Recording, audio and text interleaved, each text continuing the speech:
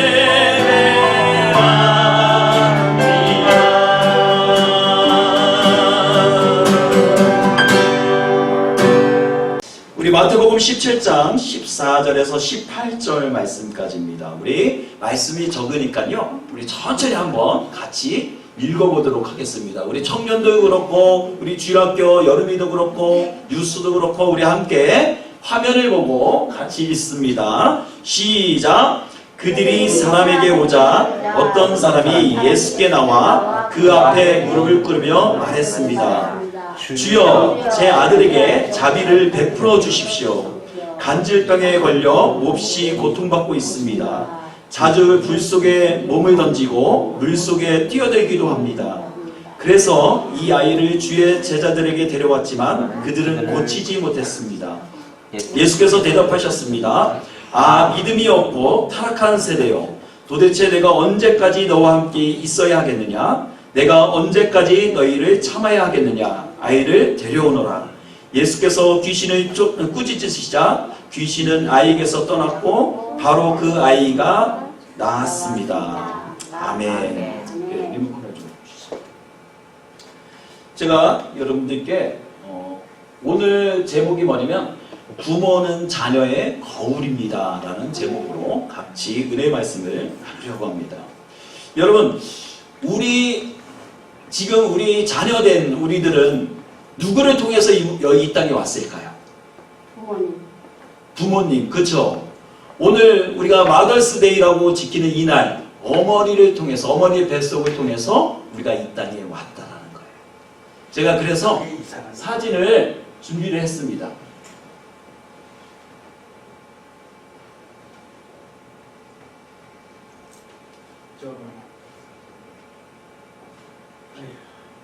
피아노 준비했다.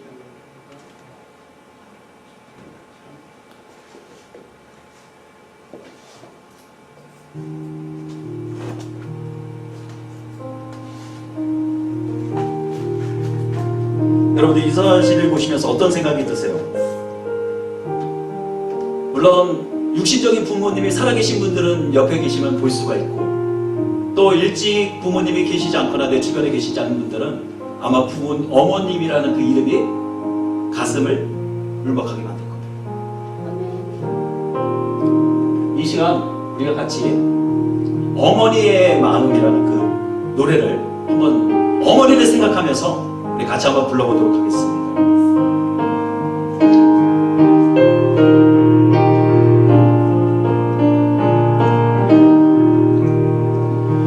나 실제 괴로운 나이 드시고 길을 실제 밤낮으로 애쓰는 마음 주인 자는 마른 자를 가라리시며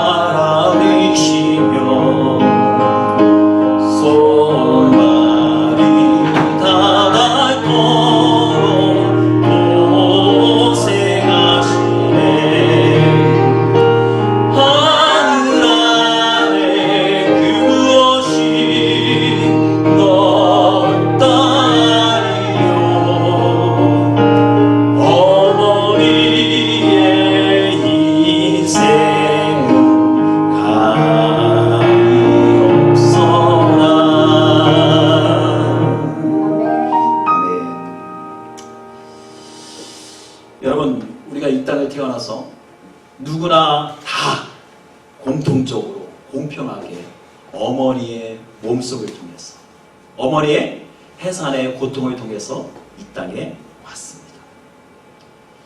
우리가 잘 아는 베토벤도, 또 바하도, 그리고 메시아를 작곡한 핸델도, 그리고 유명한 그림의 다빈치도, 그리고 아브라함 링컨도, 우리가 잘 아는 유명한 저명한 사람들이 다 어머니를 통해서 이 땅에 왔다는 거예요. 그뿐만 아니라 우리가 우리의 구세주로 인정하고 오늘도 우리가 예배하는 그 예수님마저도 여인의 몸을 통해서 이 땅을 오셨다라는 사실입니다. 여러분, 우리 인간은, 우리 모두는 훌륭한 사람이 되기 전에 우리는 어머니의 교육을 통해서 우리는 일정한 교육을 받고 또 그렇게 자라납니다. 여기 앞에 그림을 보면 여기에 한자어가 있는데, 한자어가 있고 요 밑에 그림이 있는데, 자 한번 읽어볼까요? 한번? 맹모 삼천지교. 예. 그리고 한석봉이 있는데, 맹모 삼천지교. 저 우리 청년들이나 우리 유스 여러분, 이 말이 어렵게 느껴질 수가 있어요. 이 말의 즉슨 이것입니다. 이 맹모 삼천지교라는 것은 맹자의 어머니가 맹자를 교육시키기 위해서 3번의 이사를 했다라고 해서 맹모 삼천지교라는 거예요. 첫 번째 이 맹자를 위해서 이사를 갔는데, 어디로 갔냐면 무덤 근처로 이사를 갔다. 무덤 근처를 갔더니 아이가 매일 그 곡하는 사람들의 소리를 듣고 그 곡을 따라했더라는 거예요. 어머니가 이러면 안 되겠다 생각이 들어서 두 번째로 이사한 곳이 장사하는 시장 골목으로 갔다는 거예요. 그랬더니 아이가 또 그곳에서 장사하는 사람들의 모양을 흉내를 내더라는 거예요. 그래서 마지막으로 어머니가 이제 맹자를 교육하기 위해서, 올바르게 키우기 위해서 마지막으로 이동한 곳이 어디야? 서당이 있는, 학교가 있는 근처로 이사를 했더니 이 아이가 나중에 훌륭한 인물이 되었더라라는 말에서 유래가 되었더라고요.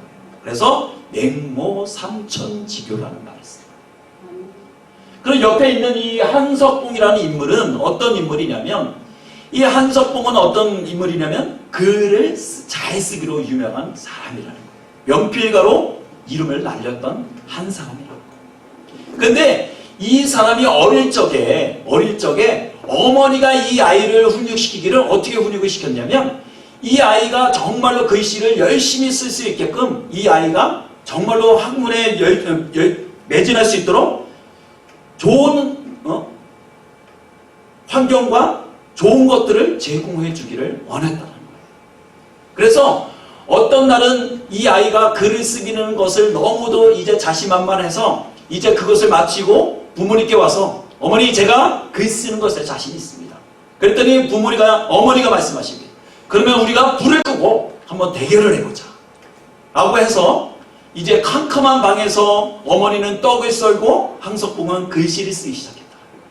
예전에는 이렇게 지금처럼 펜이 있는 게 아니라 붓글씨를 쓰는 거기 때문에, 먹을 묻혀서 글씨를 쓰는 거기 때문에 그게 쉬운 일이야. 줄을 맞춰서, 라인을 맞춰서 쓴다는 게 쉽지가 않아. 불을 끄고서 그 글씨를 쓰기 시작하고 어머니는 떡을 썼는데 결과가 어떻게 됐을까요? 나중에 불을 켜고 나니까 한석봉이 자신만만했던 그 글씨가 엉망이 되고 말았다. 예, 삐뚤빼뚤하고, 오히려 어머니는 어두운 캄캄한 데서도 떡을 일정한 크기로 잘랐다. 그 모습을 보고 다시 한석봉이 마음을 잡고 다시 서당으로 돌아가 열심히 공부한 나머지 명필가가 되었다라는 얘기죠. 이 이야기의 모든 공통점이 있습니다. 그것은 뭐예요? 훌륭한 사람 뒤에는, 훌륭한 인물 뒤에는 누가 있었다는 거예요? 어머니. 훌륭한 어머니의 교육 철학이 있었다. 교육이 있었다. 여러분 여기 앞에 한번 그림을 한번 봐주세요. 앞에 있는 이 사진은 누구냐면 고광림 박사님과 전혜성 박사님의 사진이에요. 이분들이 어떤 분이냐면, 이 남편 되시는 분은 어떤 분이냐면 박사학위를 5개나 가지고 계신 분이에요. 닥터를 가지고 있는 5개의 학위를 가지고 있는 분이시고, 이 아내 되시는 분도 예일대학교 교수로서 학문을 가르치시는 훌륭하신 분이에요. 근데 이 가정이 어떤 가정이냐면, 미국에서 매년마다 아주 오래전에 1984년에 미국에서 가장 훌륭한 가정을 선정하는 과정 가운데 여러 가정이 그곳 가운데 뽑혔다는 거예요.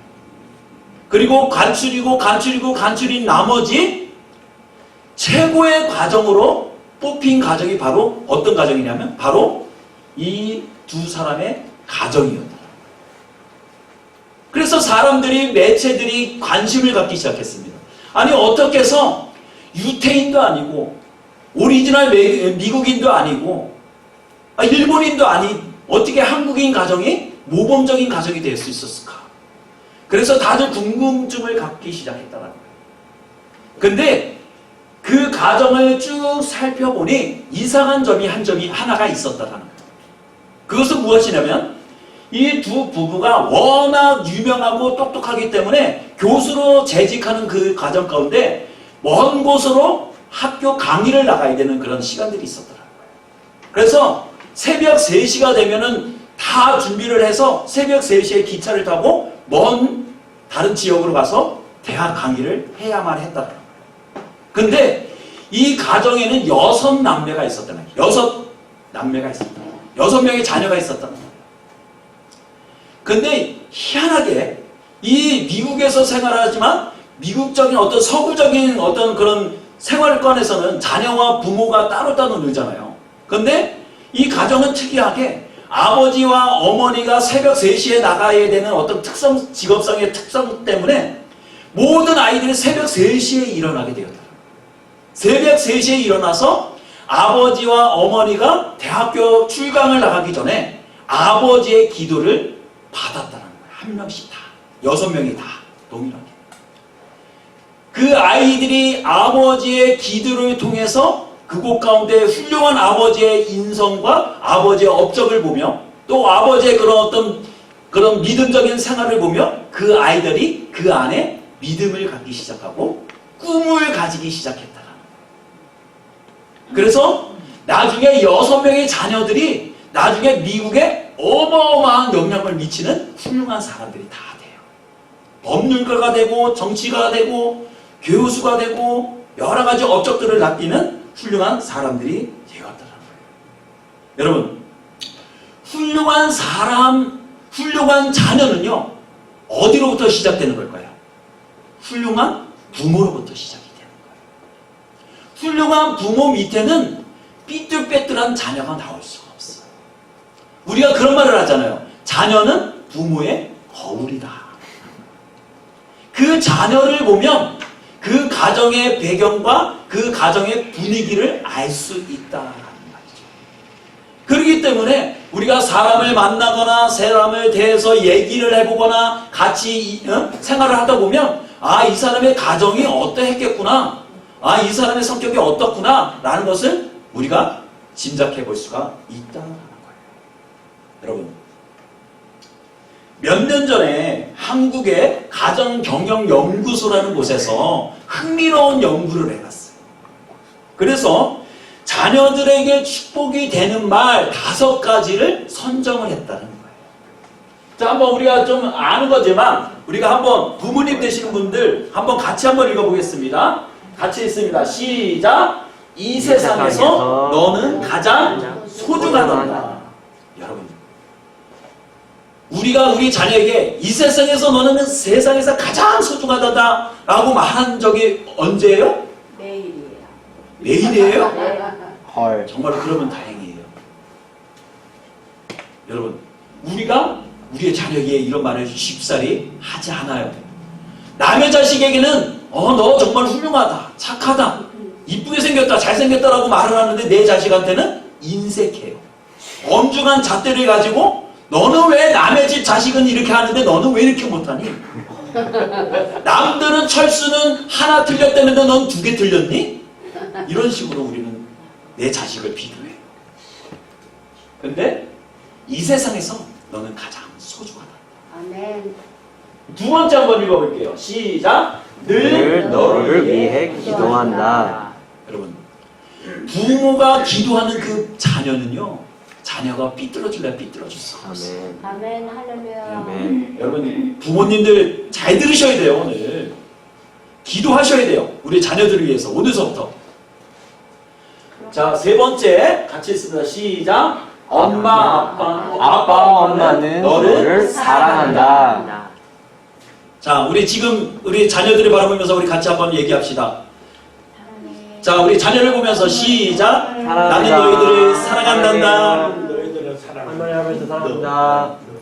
여러분, 사랑한다는 말은 너무너무 많이 해도 괜찮아요. 사랑의 표현을 자주 하면 더 좋은 거예요. 많으면 많을수록 좋은 거니까 매일매일 여러분들 고백해 주시기를 바랍니다. 네 번째 우리 같이 읽습니다. 시작. 난 너를 믿는다.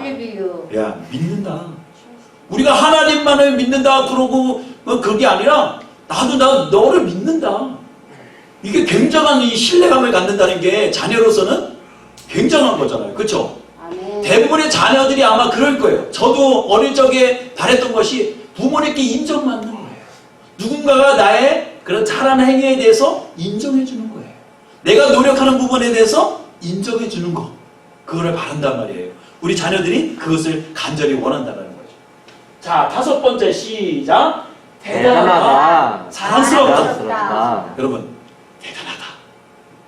자랑스럽다. 여러분, 우리가 이런 말들을 자주 해야 합니다. 이런 말을 자주 듣는 자녀가 잘 될까요? 아니면 너는 왜 그 모양이냐? 너는 왜 해도 그렇게 안 되냐? 돌벌이냐? 아빠를 닮았냐? 엄마를 닮았냐? 그런 말을 듣고 자란 아이가 잘 될까요? 어떤 아이가 잘 될까요? 첫 번째, 그쵸? 나는 너를 믿어. 너는 정말 소중한 아이야. 나는 너를 사랑한단다. 이런 말을 자주 듣는 아이는요, 남 모르게 자기도 자신감이 있어요.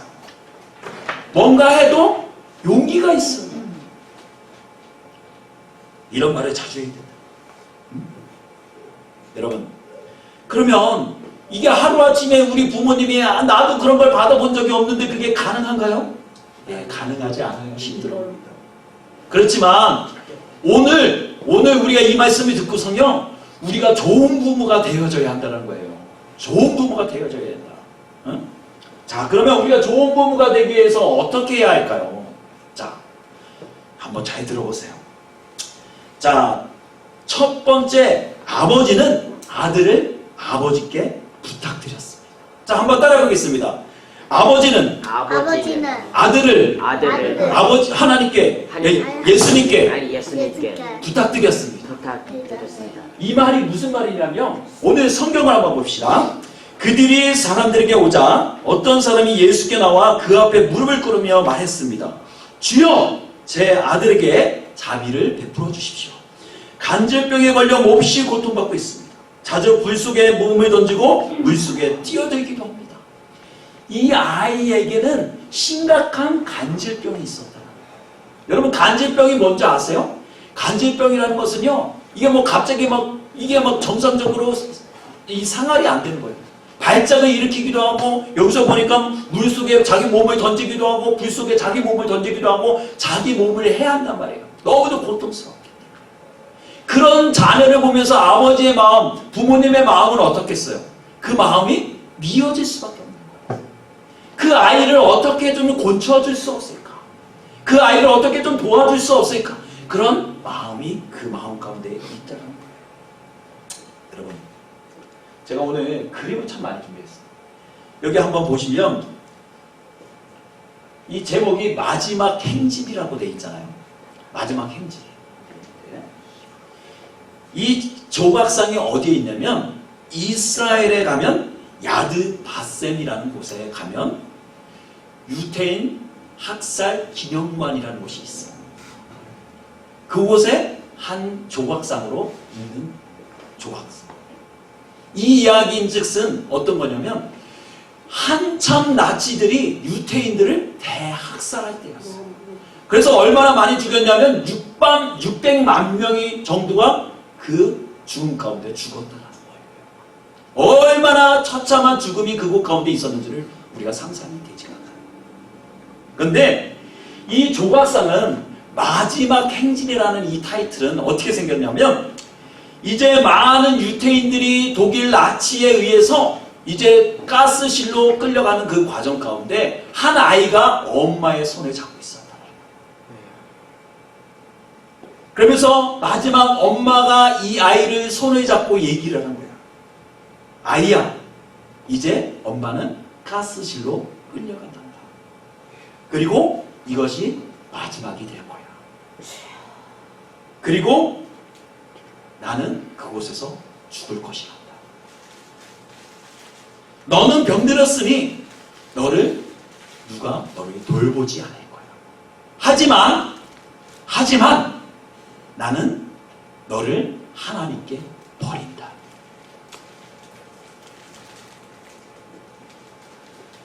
누구도 너를 거듭떠보지 않고 너의 명이 더 이상 육신적인 부모로서 너를 돌볼 수는 없지만 하나님께 너를 맡긴다라는 마지막 메시지를 넘기고 엄마는 가스실로 끌려가서 죽임을 당했어.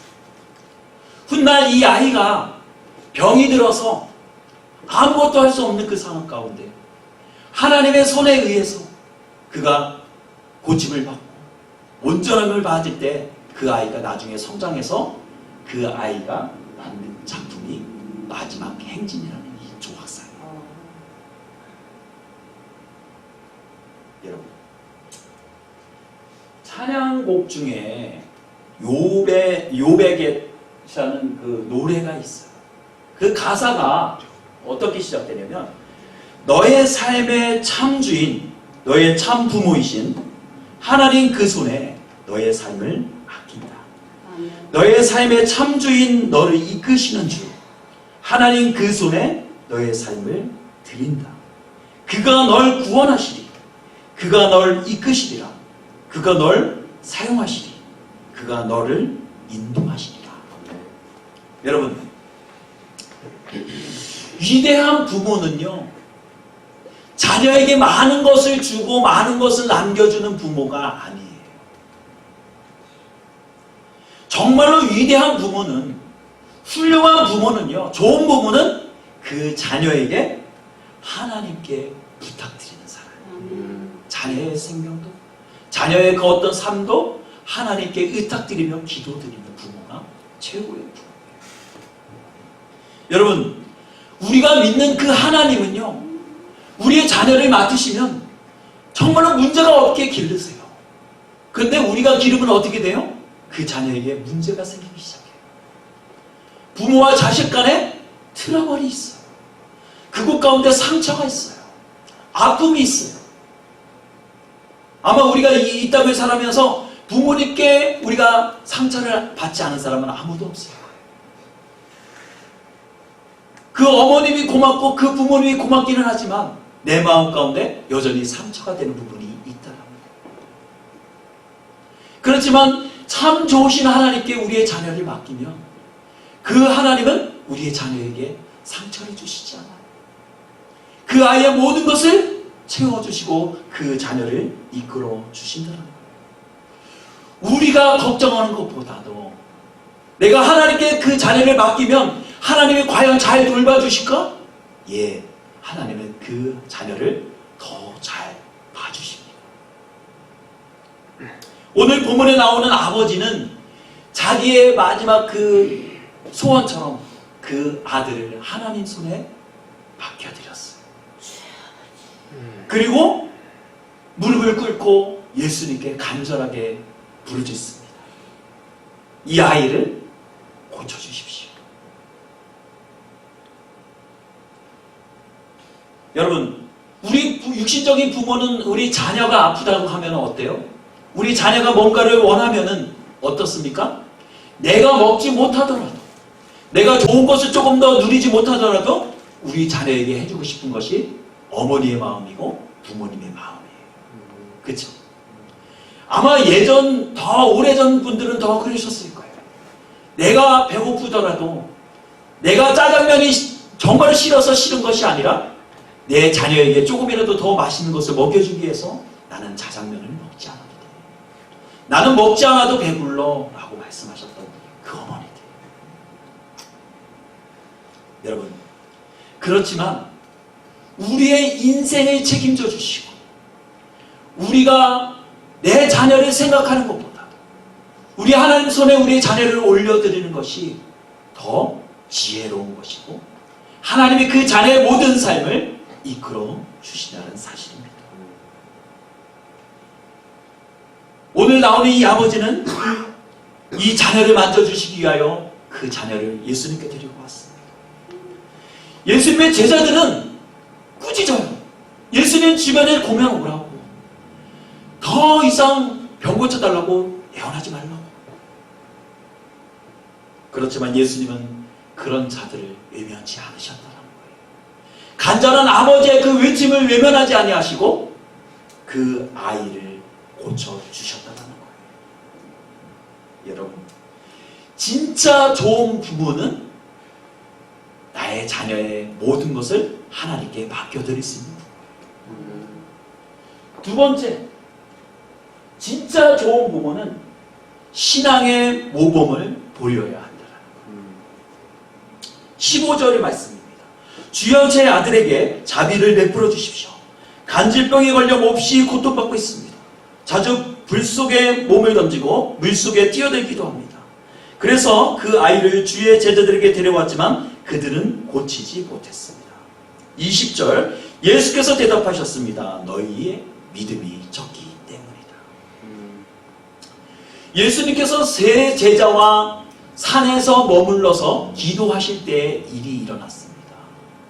9명의 제자가 있는 가운데 이제 이 간질병 들리는 아이를 아버지가 데리고 와서 제자들에게 애원한다는 거예요. 이 아이를 당신들이 고쳐주십시오. 다른 때 같으면 이 제자들도 예수의 능력을 힘입어 그 아이를 고칠 수 있었을 텐데 웬일인지 그날은 이 아이의 병이 고쳐지지 않았다는 거예요. 왜 제자들은 이 아이의 병을 고치지 못했을까요? 왜 고치지 못했을까요? 다른 때는 능력도 행하고 귀신도 내어쫓고 많은 이적들을 보였던 제자들이 왜 이들이 병을 고치지 못했을까요? 예수님께서 말씀하세요. 20절에 뭐라고 말씀하시죠? 너희 믿음이 적기 때문이다 라고 말씀하세요. 여러분,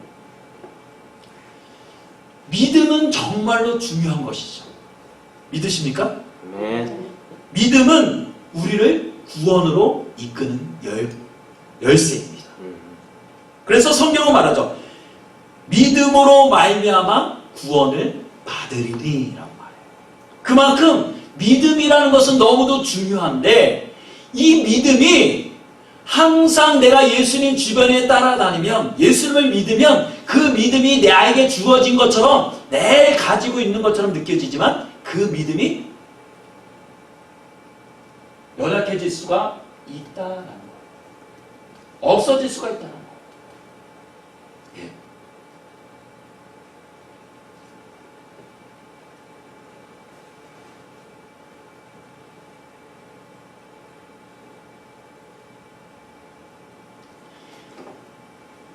그래서 우리는 뭘 해야 되냐면 날마다 우리의 삶 가운데 뭐 해야 돼요? 나의 믿음이 연약해지지 않는가? 내가 혹시 세상의 염려로 인해서 나의 믿음이 다운되고 있는 것은 아닌지를 점검해 볼 필요가 있다.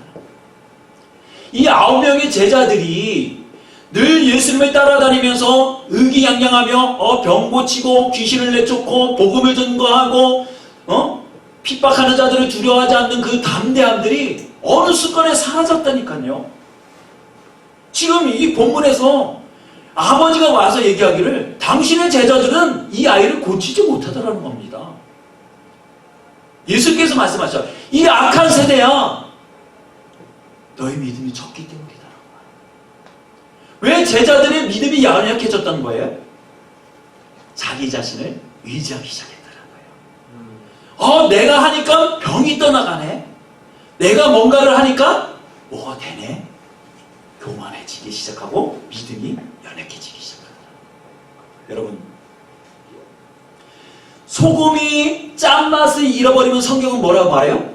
소금이 짠맛을 잃어버리면 길가에 버려져 사람들에게 밟힐뿐이다. 소금이 짠맛을 내지 않으면 더 이상 필요가 없는 거예요. 마찬가지로 그리스도인이 믿음을 잃어버리면 더 이상 그리스도인이 아니에요. 소용이 없어요. 여러분, 그렇기 때문에 믿음의 부모는 자식에게 뭐가 돼야 돼요? 믿음의 멘토가 되어줘야 한다. 멘토가. 믿음의 본을 보여줘야 해요. 여러분, 부모는 자녀들에게 뭐예요? 좋은 모델이 될 수가 있어요. 아이에게 아이야, 너는 이 다음에 커서 좋은 변호사가 되고 훌륭한 정치가가 되고 훌륭한 사람이 되거라. 아버지는 매일 술을 마셔요. 그리고 가정에 불화를 일으켜요. 그럼 그 가정 가운데 그 아이가 잘 될까요? 아니에요. 그 아이도 훗날 아버지의 모습을 닮아 있다는 거예요. 아주 재밌는 이야기로 꽃게 가족이 있는데, 크랩 가족이 있는데, 부모가 말해요. 아이들을 데리고 나와서 오늘은 엄마가 걷는 방법을 알려줄게. 그러면서 말해요. 찢게 한번 해봐. 찢게. 그리고서 옆으로 걷기 시작해요. 찢게. 자녀들이 엄마 아빠를 보면서 찢게 하면서 옆으로 걷고, 아빠가 말해요. 똑바로 안 걸어? 아이가 자꾸 찢게 하면 옆으로 걸어요. 똑바로 걸으라고. 근데 걔는 옆으로밖에 걸을 수가 없어요. 그렇듯이 부모의 보는 신앙의 모델은 너무도 중요하다는 거예요. 부모가 자녀들에게 어떤 모습을 보여주고 어떤 말투를 쓰고 그들에게 어떤 신앙의 교육을 보여주냐에 따라서 그 자녀의 미래가 달라질 수가 있다는 거예요. 날마다 무릎 꿇어 어려울 때마다 기도하고 성경을 보고 정말 주님 앞에 예배하기를 힘쓰는 그 부모님 밑에는 그 신앙의 자녀가 나올 수밖에 없어요. 그 자녀가 잘 될 수밖에 없어요. 형통할 수밖에 없어요. 여러분, 우리 자녀가 잘 되기를 원하십니까? 그럼 여러분들의 신앙의 본을 보이셔야 돼요. 여러분의 진짜 좋은 부모로서의 모델을 보여주셔야 돼요. 오늘 이 아버지에게 문제점은 뭐예요? 예수님께서 그 아이의 부모에게 원하시는 것이 뭐예요? 예수님이 고쳐질 수가 있느냐가 아니라 내가 그것을 믿느냐라는 거예요. 네가 그 믿음이 있어? 나는 그것을 고칠 수는 있지만 네가 그 믿음이 있냐라는 거예요. 그 자녀를 데리고 나온 아버지의 믿음이 그만큼 크냐라는 거예요. 그 말을 듣는가 이 아버지는 정신이 번쩍 들었어요. 아, 그렇구나. 이 아이를 고칠 수 있는 것은 뭐예요? 아버지의 믿음에 따라서 달라질 수가 있다. 그리고 그 아버지가 그 자리에서 바로 뭐예요? 하나님께 회개하고 그 자리에서 고백합니다. 내가 믿나이다. 아멘. 아멘. 그때 그 아이의 병이 즉시로 나았다. 아멘.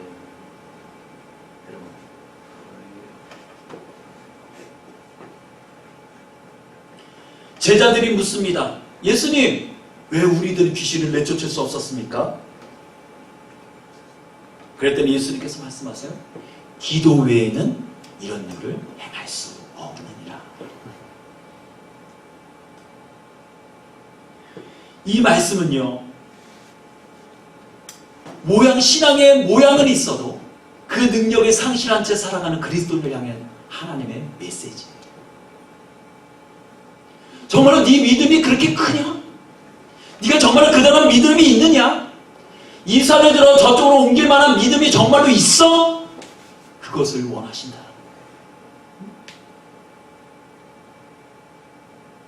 여러분, 오늘 우리가 어머니 주일을 마더스 데이를 맞이해서 우리가 결단할 것이 있어요. 여러분, 우리가 우리 자녀들을 훌륭하게 길러내기를 원하십니까? 우리 자녀들이 잘 되기를 원하십니까? 우리 자녀들이 정말 훌륭한 사람들이 되기를 원하십니까? 아무도 대답 안 하세요? 안 됐으면 좋겠어요? 네. 다시 한번 물어볼게요. 우리 자녀들이 잘 되기를 원하십니까? 네. 아멘. 약해요. 별로 원치 않는 것 같아. 원해요. 여러분, 그러면 여러분들이 먼저 신앙이 좋은 부모가 되시기를 부탁을 드립니다. 아멘.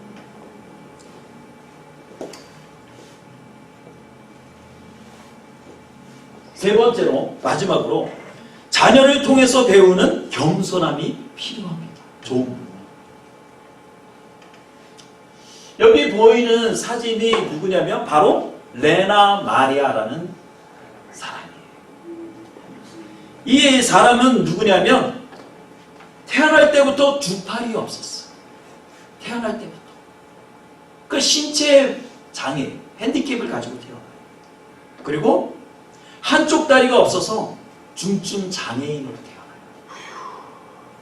근데 그녀에게 따르는 수식어가 있습니다. 노래하는 천사, 장애를 극복한 불굴의 의지, 그리고 장애인 선수권 대회에서 금메달리스트로 이 사람이 우승을 해요. 그리고 이 사람이 나중에 장애인 선수권 수영 대회에서 4개의 금메달을 더 획득합니다. 근데 그녀가 말하기를 이렇게 말해요. 저는 행복합니다.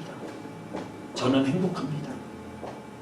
스웨덴이라는 복지 선진국에서 태어났다는 것과 자식을 사랑하여 독립적으로 자라게 해주신 부모님과 아버지가 계신 덕분에 오늘의 내가 있게 되었습니다. 그리고 언제나 저의 인생의 가장 중요한 것은 하나님이 나를 사랑하신다는 것을 믿었기 때문입니다. 저는 여러분과 다를 것이 아무것도 없습니다. 나는 왼발로 뭐든지 할 수 있습니다. 너무나 많은 사랑을 받았습니다. 우리 부모님 사랑합니다. 라고 말했다는 거예요. 여러분, 우리가 만약에 이렇게 핸디캡을 가지고 태어났다면 우리는 얼마든지 내 환경에 대해서 부모님에 대해서 원망할 수 있어요. 불평할 수 있어요. 왜 나의 삶이 이럴 수밖에 없냐고. 그리고 그 부모님도 그 자녀의 모습을 보면서 평생 불행하게 그 삶을 마칠 수밖에 없을 거예요. 그렇지만 레나 마리아라는 이 여인은 자기의 핸디캡이 있음에도 불구하고 그 환경에 대해서 불평하지 않고 오히려 자기에게 왼발이 있고 자기가 모든 것을 할 수 있음에 또 하나님이 나를 사랑하시고 부모님이 계시고 좋은 나라에서 태어나 내가 그 모든 것을 누릴 수 있음에 감사할 수 있는 믿음이 그에게 있었다는 거예요. 그 신앙을 통하여 그가 가진 긍정적인 생각을 통하여 그가 유명한 사람이 될 수가 있었다는 거예요. 여러분, 우리는 우리에게 주어진 자녀를 뭘로 생각해야 돼요? 하나님의 선물로 생각해야 한다. 아멘. 그리고 동시에 우리 부모님은 뭐예요? 그 자녀의 모습을 통해서 우리가 배워야 한다는 거예요. 그리고 겸손해져야 한다는 거예요. 그리고 우리의 신앙이 뭐가 된다는 거예요? 업그레이드 되어야 한다는 거예요. 여러분, 우리 자녀가 실수하면 우리는 뭐라고 말해요? 야, 이 녀석아, 그거밖에 못해? 아빠 같으면 말이야, 왕년에는 아빠는 그거보다 더 잘했어. 엄마는 그거보다 더 잘했다니까. 너는 엄마를 닮아서 그 머리가 안 좋냐? 아빠를 닮아서 머리가 안 좋냐? 이렇게 정가하죠, 우리가. 근데 정말로 중요한 것은 뭐냐면 그 자녀의 실패한 모습, 그 자녀가 넘어지는 그 무슨 부분을 보면서 좋은 부분은 어때요? 내가 그것을 아이에게 가르쳐주지 못하는 거. 내가 그렇게 실패했던 것들을 떠올리며 반성한다는 거. 그래, 너도 넘어질 수 있어. 나도 실패했지만 너도 실패할 수 있어. 그 자녀의 모습을 보면서 내 자신을 다시 점검해 보는 거예요. 그 아이의 말투가 이상해서 매일 학교에서 문제예요? 그러면 그 아이의 말투를 우리가 혼내고, 야, 그렇게 말투하지 마, 그렇게 얘기하지 마, 얘기할 게 아니라 내가 혹시나 집에서 그렇게 말을 쓰는 건 아닐까?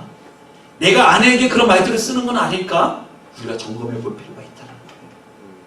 여러분, 우리가 잘 아는 다윗 왕 있죠? 데이비드가 하나님 앞에 마음이 합한 자이고 훌륭한 임금으로서 왕으로서 기억되지만요, 그는 가정에 있어서 실패한 남자예요. 가정생활에 있어서 실패한 남자예요. 왜일까요?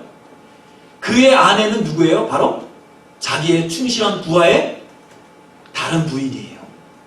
그리고 또 그에게서 난 자녀가 뭐예요? 압살롬이 어떻게 해요? 나중에 반란을 일으켜요. 아버지가 임금인데 반란을 일으킨다. 쿠데타를 일으켜요. 그리고 아버지를 내쫓는 일을 한단 말이에요. 얼마나 이게 보면 콩가루 집안이냐고요. 근데 나중에 이 압살롬이 어떻게 돼요? 도망을 가다가 상투가 나무에 거에 걸려서 죽음을 당해요. 그때 다윗이 얘기합니다. 사랑하는 아들아, 차라리 내가 죽었으면 좋았을 텐데.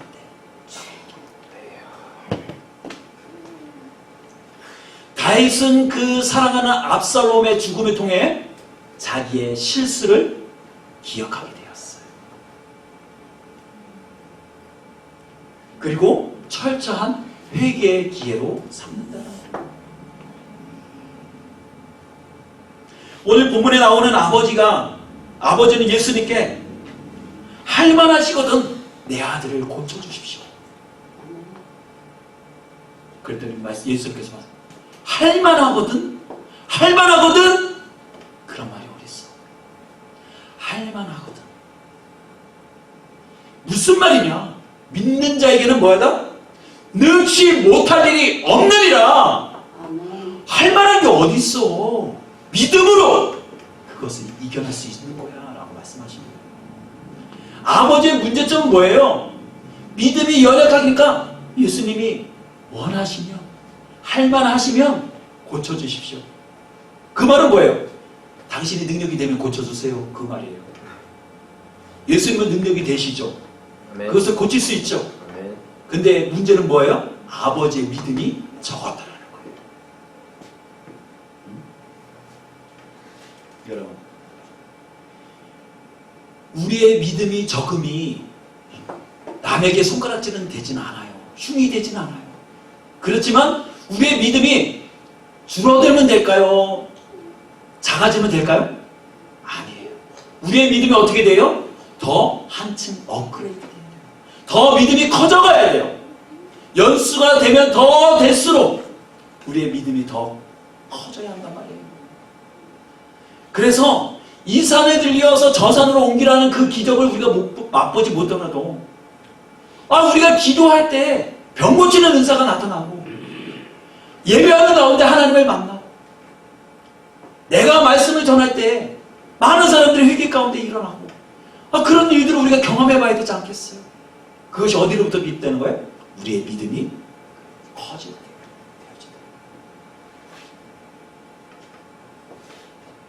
여러분, 우리는 자녀의 아픔을 통해서 우리의 과거를 비춰볼 수 있어요. 나의 연약함을 비춰볼 수 있는 부모가 가장 좋은 부모라는 거예요.